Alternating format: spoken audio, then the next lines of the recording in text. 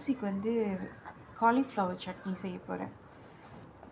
Cauliflower chutney செஞ்சு இப்போ தோசை இது கருப்பு கச்சான் பிளாக் பீனட்ஸு, ஒரு வெங்காயம் போதுங்க. ஏன்னா நாங்கள் 2 பேர் தான். இதில் வந்து பாதி காலிஃப்ளவர் எடுத்துப்பேன். இது பாதி, கொஞ்சோண்டு காலிஃப்ளவர் போதும். அப்புறம் மிளகா, காஞ்ச மிளகா இருங்க, சீரகம், ஒரு காஞ்ச மிளகா, கருவேப்பிலை, ஒரு வெங்காயம்.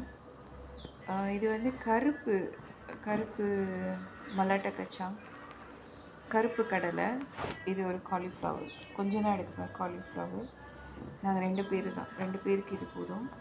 இதை பேஸ் பண்ணி நம்ம சட்னி செய்யணும். ரொம்ப டேஸ்ட்டாக இருக்கும். கடைசியாக வந்து கொஞ்சோண்டு புளி தண்ணி கொஞ்சம் போட போகிறோம்.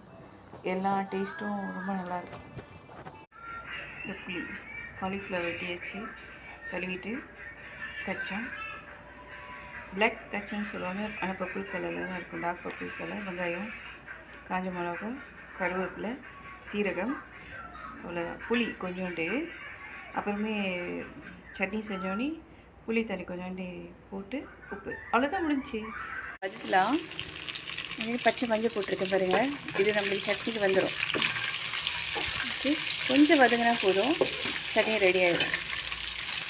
பச்சை மஞ்சள் போட்டிருக்கேன் பாருங்கள். ஒரே ஒரு காஞ்ச மிளகா. அம்மா ரொம்ப உரப்பு எடுக்க மாட்டாங்க. காலிஃப்ளவர், நம்ம கடலை, பீனட்ஸு, பிளாக் பீனட்ஸு, சீரகம் ரொம்ப நல்லது, கருவேப்பிலை, அவ்வளோதான். கடைசியாக இறக்கும் போது புளி ஊற்ற போகிறோம். அம்மியில் அரைக்கவோ இல்லை பிளாண்டில் அரைக்கவோ புளி கொஞ்சோண்டு ஊற்றி, புளி தண்ணியை ஊற்றி கொஞ்சம் அரைக்க போகிறோம். சட்னி ரெடி ஆகிடும். காலிஃப்ளவர் சட்னி ரெடி ஆகிடும்.